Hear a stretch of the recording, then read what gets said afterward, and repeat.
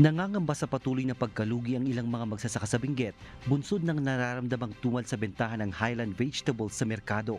Kung gaano kalaki ang demand ng gulay nitong nakaraang holiday season, ganito naman kahina ang inaangkat ngayon ng mga vegetable trader na bumibili ng gulay sa Benguet, partikular na mula sa National Capital Region.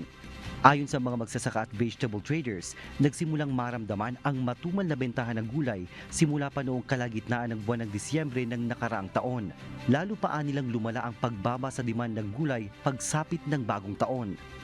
Nabaybayan jay mulay han nga mailako so na ado dagi jay nang isubsubli pa ti kargana sir no bumayag pa talaga nga awan na totally bankrupt. Actually nga ikat nabayag matanan nga marikrik na daytoy kinarigat ti kuati natang halos idi December sir nga grabe nga narik nata makita tayo nga ikat ado ti maibalbal lang piman nga natang maibas sa basura tapos jay dado mas nga ikat na i-relief. Nung last po kasi sir halos nakakabenta po kami 7 tons, ngayon po lumalabas lang po 2 tons.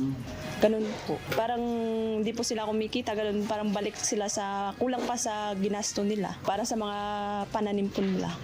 Ayon sa traders at mga manggagawa sa Benguet Agri-Pinoy Trading Center, matumal ang bentahan ngayon ng mga gulay gaya ng cauliflower, broccoli, carrots, patatas at iba pa. Maliban sa mababang presyo ng repolyo at carrots, dagsaan rin ang mga gulay na ibinabagsak sa baptisi at trading post sa Latinidad Benguet dahil sa oversupply ng mga ito.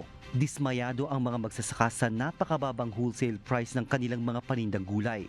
Sa katunayan sa isang social media post ng netizen, sa halip na idiretso sa pamilihan ang mga repolyo, itinambak na lamang ang mga ito sa kilometer 21 sa bayan ng Tublay, Benguet. Habang ang isang truck ng labanos naman, ibabalik na sana sa Atok, Benguet dahil walang gustong bumili, ay ipinamigay na lamang ng libre habang nasa daan. Umaasa rin ang Benguet farmers at vegetable traders na sa mga susunod na araw ay babalik na rin ang sigla sa bentahan ng gulay sa merkado. Hiling nila sa lokal na pamahalaan, matulungan sila na mabenta ang kanilang mga pananim na gulay upang may magamit silang muli sa kanilang pagtatanim. Papinsan ako maji assistant da para jay farmers kanya mga farmers. Karkarutat tang ako. Di an nga nalako nuan nga malako tinatungkat awan maisubli nga kapital kasi.